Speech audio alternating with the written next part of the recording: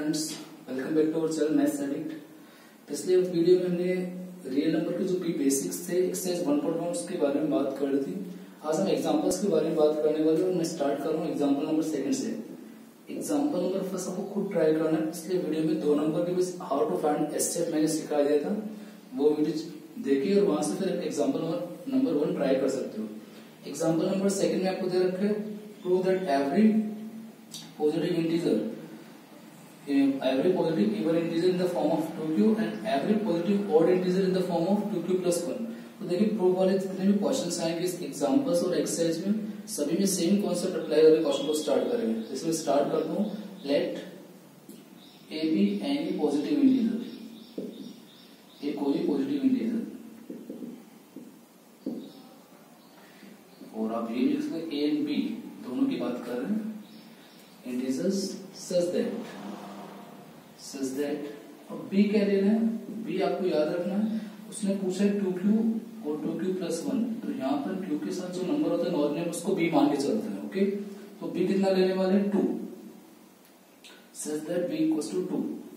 So by using, इस statement सारी same रहेंगी पूरी एक्सरसाइज के दौरान। Okay, by using Euclid division lemma क्या पढ़ा हमने, a equals to b q plus r when remainder या तो 0 के इक्वल होगा या 0 से बड़ा, लेकिन b से हमेशा छोटा रहेगा। तो अभी हमने b क्या मान रखा है 2, b 2 तो ले रखा है, तो रिमाइंडर क्या क्या हो सकता है आपका, 2 से छोटा होने का मतलब 0 हो सकता है और 1 हो सकता है। 2 से छोटे 2 नंबर होते हैं, होल नंबर में 0 और 1, तो ये रिमाइंडर हो सकते हैं। ओके, फिर हम जितने रिमाइंडर उतने केस बना के क्वेश्चन को सॉल्व करते हैं। केस फर्स्ट में लेके चल रहा हूँ, व्हेन रिमाइंडर इक्वल्स टू 0, जब रिमाइंडर कितना 0, तो लगाइए यहाँ पर a equals to 2q plus remainder से क्या रख लिया 0, तो a कितना आ गया 2q। अब देखो q कोई भी नंबर लेकर 2 के मल्टीपल में आ रहा है, हमने पढ़ा 2 के मल्टीपल में जो भी नंबर होता है वो इवन नंबर होता है, तो ये नंबर क्या हो जाएगा even. For example if I take 10 तो 10 टू द 25, तो 5 q की जगह आ सकता है, कोई भी नंबर हो सकता है, लेकिन आगे 2 आ रहा है तो पक्का ये नंबर इवन होगा, 2 से डिविजिबल होगा। यहाँ पर भी 2 आ रहा है, इसलिए जो भी नंबर होगा ए वो क्या होगा इवन नंबर होगा।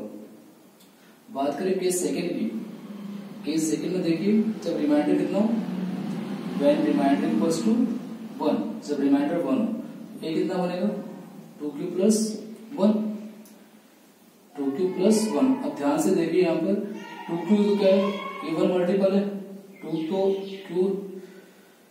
q के साथ मल्टीप्लाई में 2 आ रहा है, तो पक्का ये तो क्या होगा इवन। लेकिन जिस भी इवन नंबर में 1 ऐड करें वो तुरंत क्या बन जाता है ओड बन जाता है। किसी भी इवन नंबर में 1 ऐड करें तो क्या बन जाएगा ओड, तो ये नंबर क्या हो गया ओड। ठीक है, so we can say any, so any positive odd integer, so positive integer in the form of, किस फॉर्म में होते हैं पॉजिटिव इवन की बात कर रहा हूं पहले मैं, even in the form of 2q and odd integer in the form of 2q plus 1। ठीक है, यही बेसिक कॉन्सेप्ट सारे क्वेश्चन में अप्लाई करने वाले हैं। सिंपल सा ए और बी 2 नंबर मान लीजिए, बी क्या लेना है q के साथ जो नंबर क्वेश्चन में दे रखा है 2 दे रखा था, यूक्लिड अप्लाई किया तो रिमाइंडर 2 से छोटे 2 नंबर आ सकते 0 और 1, तो एक बार केस 1 में 0 लेना और एक बार क्या लेना 2, and you will get your answer. Okay, pause the video to note it down. Let's start the example number 3।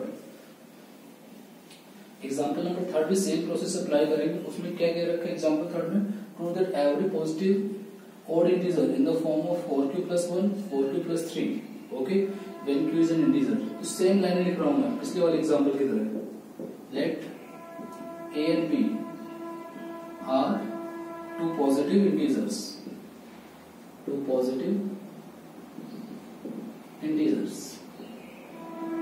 such that इस बार q के साथ क्या आ रहा है 3 आ रहा है, जो 3 आ रहा है 4 आ रहा है, such that q equals to 4 लेके चलेंगे। तो bye using Euclid division lemma a कितना हो जाएगा bq प्लस r, जहां पर आपका रिमाइंडर क्या होगा 0 के इक्वल या 0 से बड़ा लेकिन b से छोटा, और क्योंकि यहाँ पर हमने b कितना दे रखा 4, तो रिमाइंडर क्या क्या हो सकते हैं 0, 1, 2 और 3, 4 से छोटे वाले नंबर सारे रिमाइंडर में आ जाएंगे। अब 4 रिमाइंडर, 4 केस लेके चल रहा हूँ, देखना ध्यान से।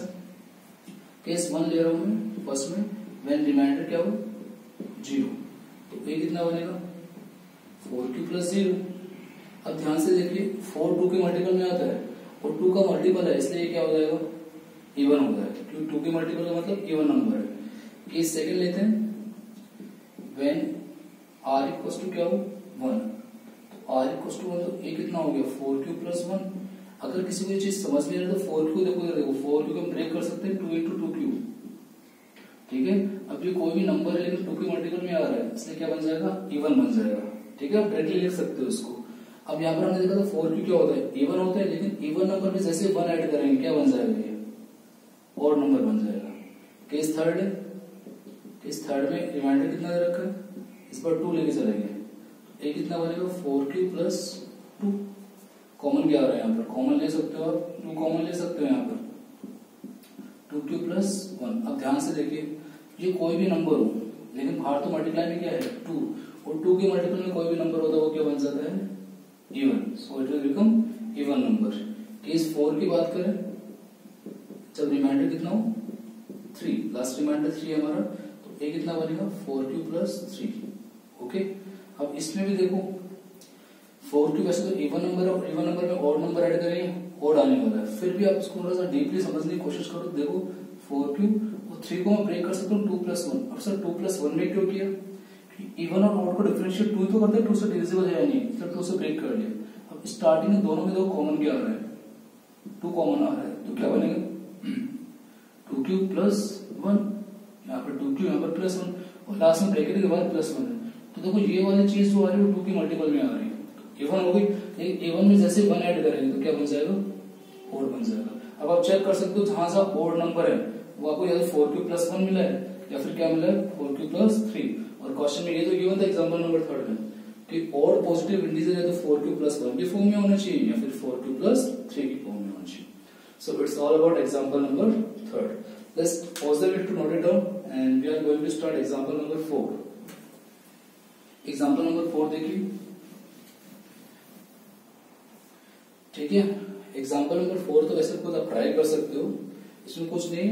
देखो मैं थोड़ा ब्रीफली समझा देता हूँ।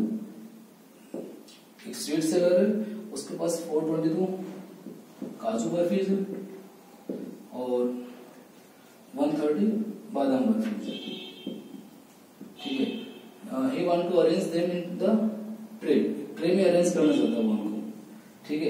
लेकिन कोशिश उसकी ये है कि ट्रे में कम से कम स्पेस कवर हो, तो जिस एक लाइन में ज्यादा से ज्यादा बर्फी अरेंज करेगा, मेरे को जगह कम करनी है तो एक लाइन लंबी लंबी बनाऊंगा, लेकिन साथ में वो कंडीशन दे रहा है कि हर लाइन में नंबर ऑफ बर्फीज क्या होनी चाहिए इक्वल होनी चाहिए। फॉर एग्जाम्पल अगर मैंने किसी लाइन में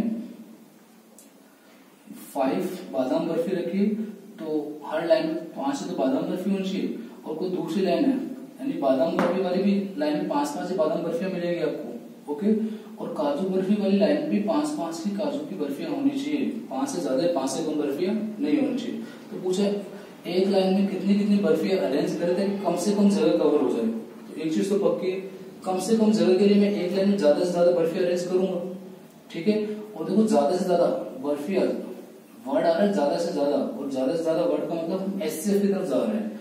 जब भी हाईएस्ट वर्ड आ जाए, मैक्सिमम आ जाए, लार्जेस्ट आ जाए, ठीक है, तो एचसीएफ की तरफ जाते हैं। मिनिमम आ जाए या फिर लोएस्ट आ जाए, स्मॉलेस्ट आ जाए, हम एलसीएम की तरफ जाते हैं। तो यहाँ पर उसने कहा कम से कम जगह, देखो जगह के लिए कम से कम वर्ड यूज हो रहा है, लेकिन बर्फी के लिए तो क्या हो रहा है कम से कम जगह के लिए एक लाइन में ज्यादा से ज्यादा बर्फी अरेंज करेंगे। तो कोई ऐसा नंबर ढूंढ रहे हैं, ठीक है, बड़े से बड़ा नंबर, ठीक है, उससे बड़ा नंबर हमें नहीं मिलना चाहिए, तो दोनों को डिवाइड कर सके। तो इसका मतलब सिंपल से आपको 420 का और 130 का क्या फाइंड आउट करना है, एचसीएफ फाइंड आउट करना है। और एचसीएफ जैसे बुक में दे यूक्लिड का यूज करके निकाल सकते हो, मैंने पिछली वीडियो में सिखाया भी था कैसे करते हैं। एग्जांपल नंबर 1 जैसे आपको ट्राई करना है, एक बार और देख लो।